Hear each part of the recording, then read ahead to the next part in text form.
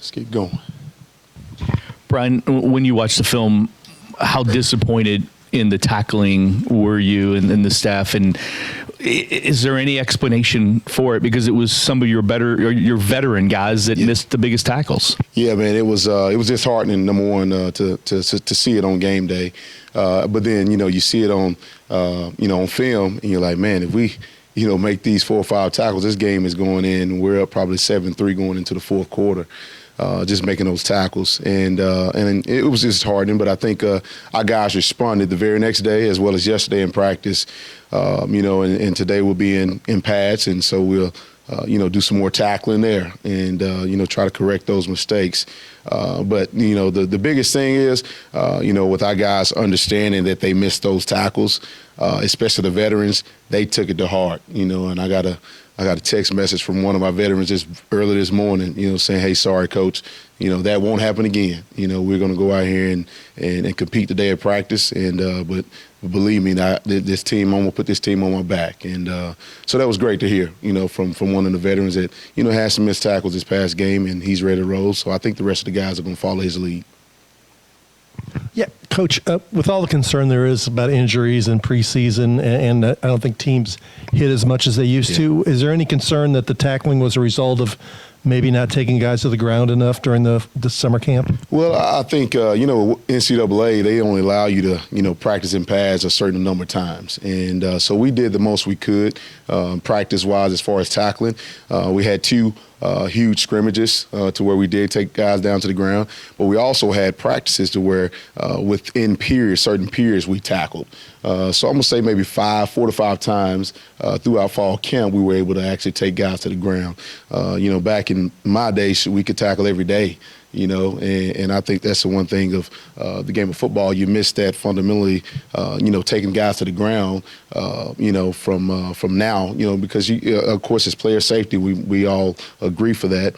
But I think that kind of gets kind of washed and thrown under the bus just a little bit with tackling. And so throughout practice, the rest of this week, with a short week and every day, we're going to try to do a great job of doing tackling drills and things of that nature to get us back up to speed.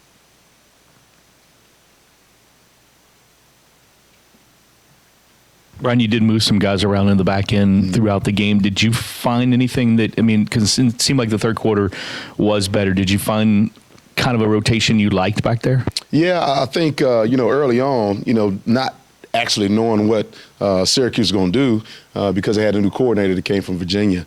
And, he liked to throw the football, and he used different sets and things of that nature. And he kind of, went away from some things. Some things he kept the same. But he did a good job of some mixture of some Syracuse run game and Virginia mixed in with some new wrinkles that we have not seen. So I think our guys responded once we adjusted to those deals. And especially in the secondary, I think the guys did a great job, especially in the run fits, with where they needed to be. We want to start control at the nickel spot.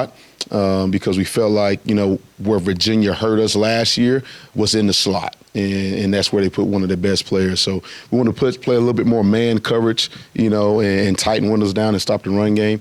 But once they start, okay, well, now they're going to run the football. Now we want to put Ben Perry, a bigger body in there. Now let's stop that run and play it from there on, from that deal. But we have to rotate more guys, especially in the secondary, to be able to play, to keep guys fresh, especially getting toward the end of the game. And we'll do so this week, especially those guys running a lot of plays. I think they're averaging once 24 seconds, it's a play. So we have to rotate guys. Schrader obviously hurt you guys with his legs quite a bit. As Coach mentioned, you're going to meet an even faster QB this weekend. How do you correct, I guess, the mistakes of letting him run free, so to speak, with such a short week? I think we got to do a great job of containing him. We lost some contain, this past week with Schrader to where we missed a couple tackles with him breaking contain. And anytime you got a great quarterback that can run, they're going to hurt you anytime they break contain.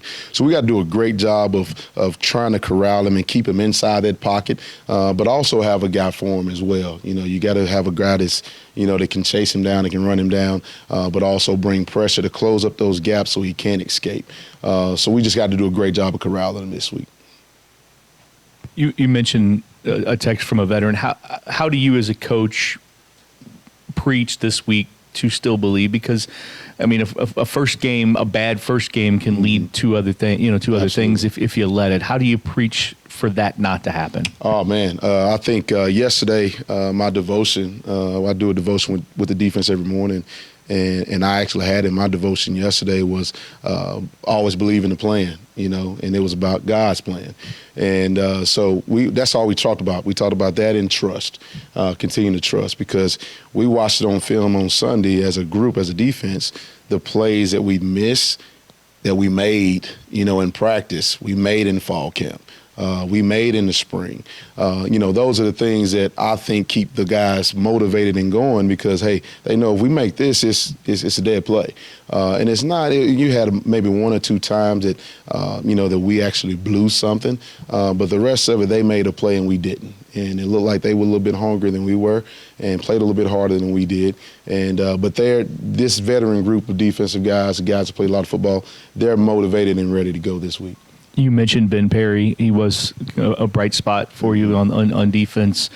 What did you see out of him, and how can he help in that position moving forward? Man, he's grown a lot, Jody. I mean, a lot. He's grown a lot from the standpoint of understanding what his role is, what he needs to do, and he practiced his butt off. The last 2.5 weeks, I mean, he's gave it everything he has, and he's coming in, meet with coaches, and making plays. He made some plays on Saturday and was excited. The one thing I think he's done a tremendous job of is just studying the game.